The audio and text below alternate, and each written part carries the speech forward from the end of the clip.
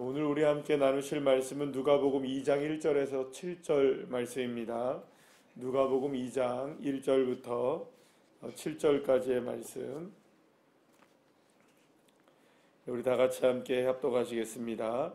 그때에 가이사 아구스도가 영을 내려 천하로 다 호적하라 하였으니 이 호적은 구레뇨가 수리아 총독이 되었을 때에 처음 한 것이라.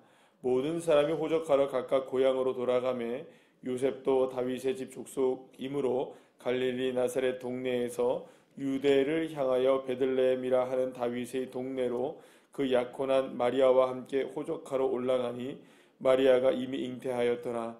거기 있을 때에 해산할 날이 차서 첫 아들을 낳아 강보로 싸서 그 위에 누였으니 이는 여관이 있을 곳이 없음이러라. 아멘. 할렐루야. 누가복음은 예수님이 태어날 때에 대한 모습을 아주 자세하게 오늘 본문을 통해서 우리에게 말씀해 주고 있는 것을 봅니다. 그런데 누가복음 여러분들 1장이 시작될 때의 말씀이 어떻게 시작되시는지 아십니까? 1장 1절의 말씀을 보면 우리 중에 이루어진 사실에 대하여 처음부터 목격자 된 쭉 해서 3절에서 뭐라고 얘기하냐면 자세히 미루어 살핀 나도 이렇게 얘기합니다. 그러니까 모든 것을 다 자세하게 누가 살펴봤던 겁니까? 이 누가라는 사람이 자세하게 다 살펴본 것을 누구에게 보내느냐? 여러분들 보시면 데오빌로 각하에게 이렇게 총독에게 이것을 보냅니다 라고 이야기합니다. 그래서 예수님에 관한 모든 일들, 그래서 모든 것들 하나하나를 누가라는 이 의사라는 사람이 하나하나를 전부 다 자세하게 살펴보고 또 미루어 보고 또 이게 진짜 맞는가 안 맞는가 다 점검해 보고 나서 이것을 누구에게 정말로 이거를 데오빌러라는 이 총독에게 보내기 때문에 이건 정확한 일일까요? 아니면 그냥 대충 알아서 쓴 걸까요? 굉장히 정확하게 이거는 쓴 거라는 것이죠.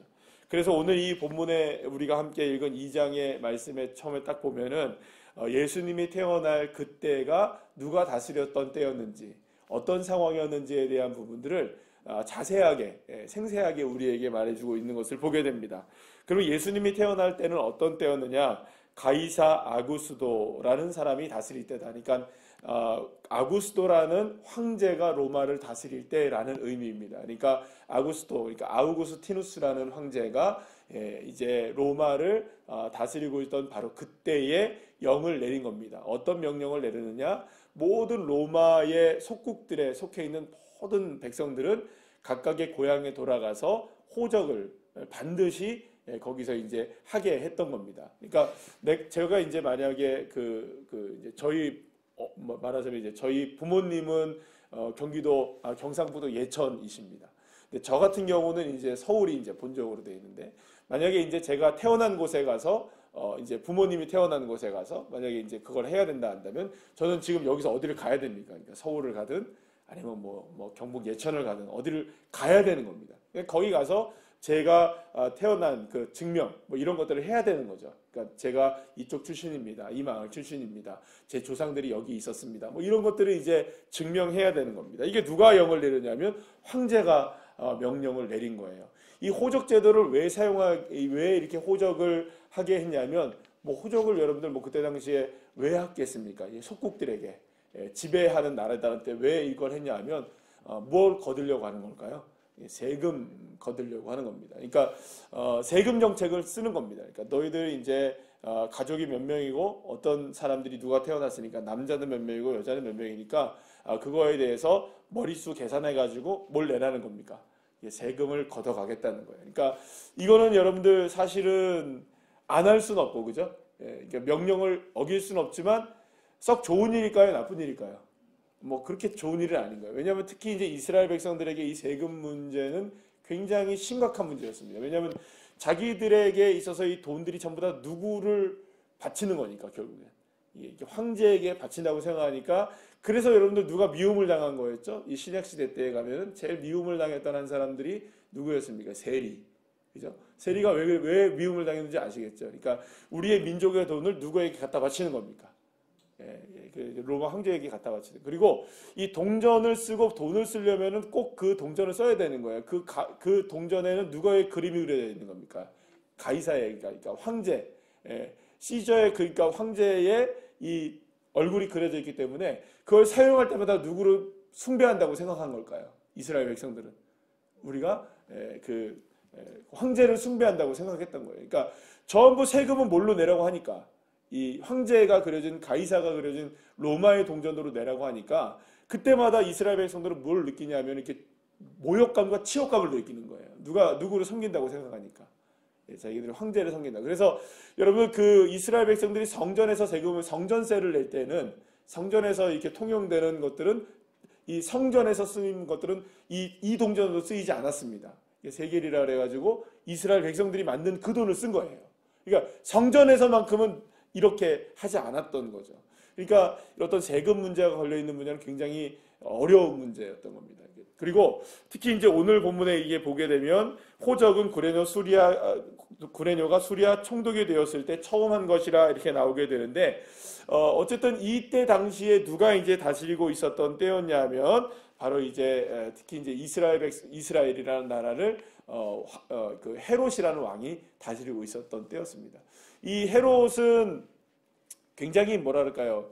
호기로운 사람이었다고 기록이 됩니다. 어떤 그 사람이었냐면 이게 헤롯이 이제 나중에는 여러분들 아들들이 통치를 합니다. 이제 아들들이 이게 각각의 이제 지역을 또 나눠서 통치를 하게 되는데 그 중에서 한 명이 여러분들 그 헤롯 안티바라는 사람이 누구의 목을 치는 겁니까? 여러분들 잘 아시는 세례 요한의 목을 자기의 아내가 생일날 그 세례 요한의 생명을 요구하니까 목을 딱 쳐고 소반에 딱 올리는 이런 아주 이상한 일을 하는 사람들이 이게 헤롯 왕가였던 거예요.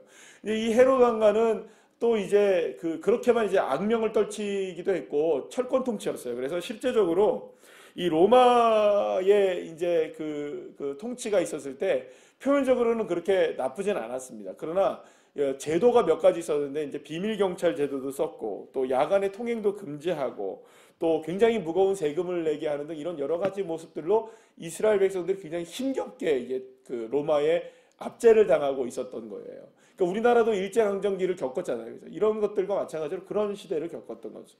근데 반면에 이제 헤롯 왕이라는 사람은 어떤 일을 했냐면 여러분들이 아마 그런 얘기 들어보셨을 거예요.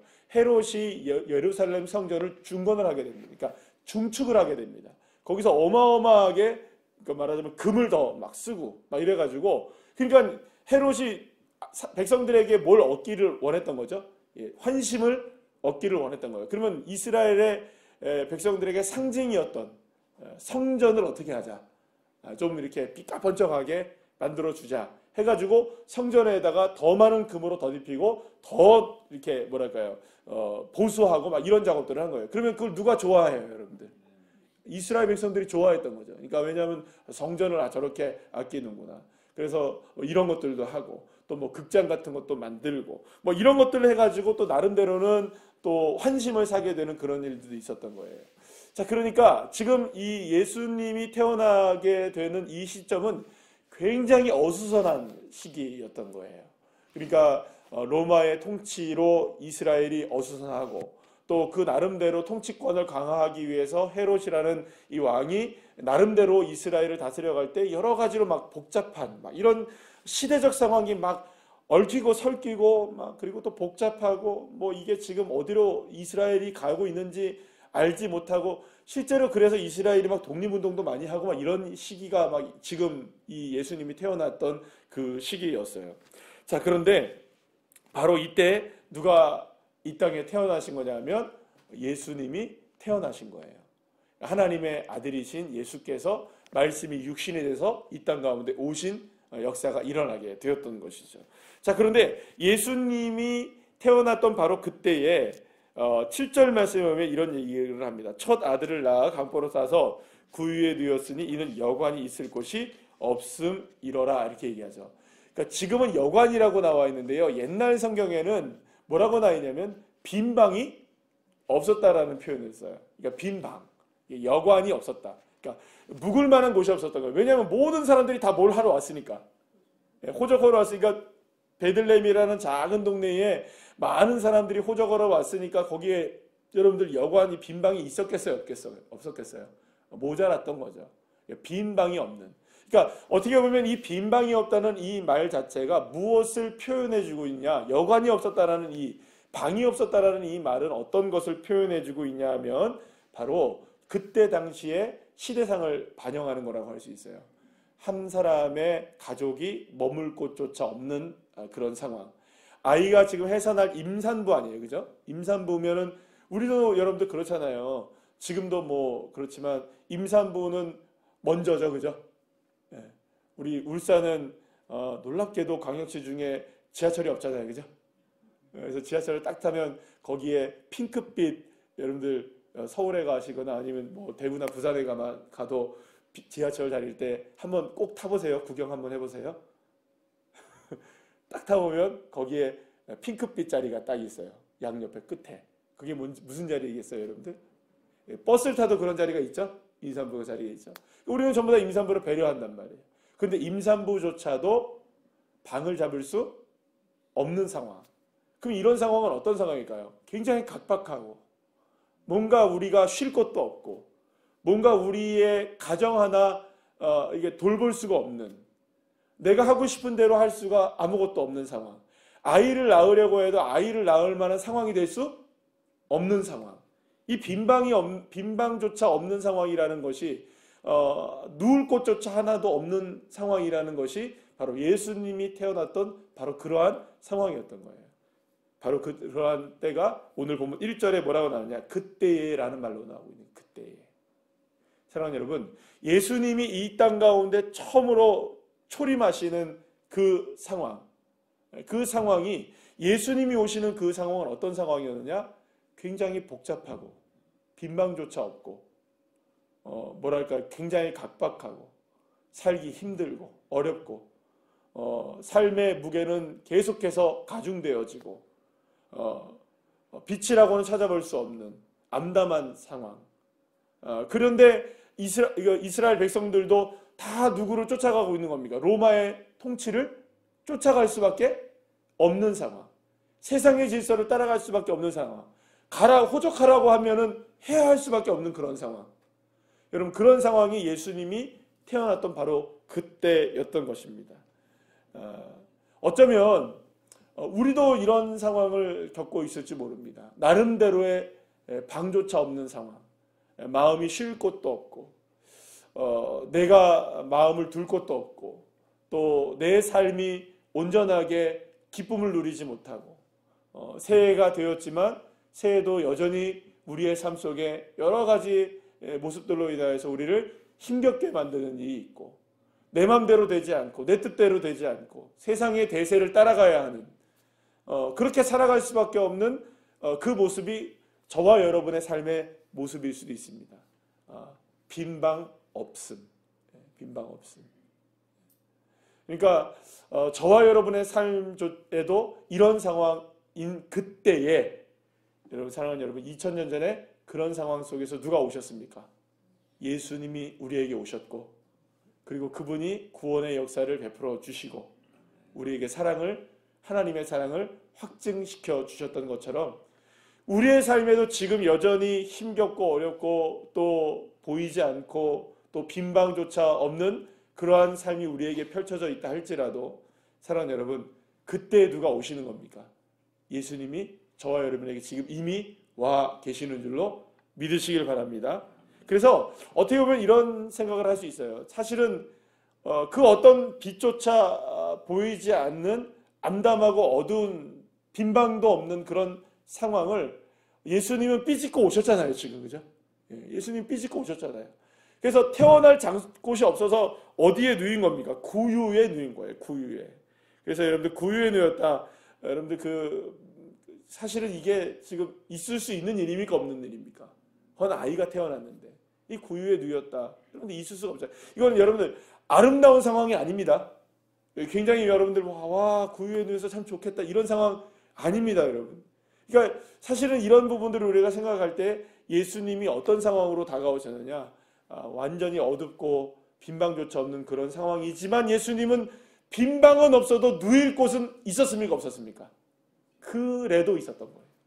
예, 그래도 예수님의 가족이 있을 만한 빈방은 없었지만 그래도 예수님이 누일 곳은 있었던 거예요.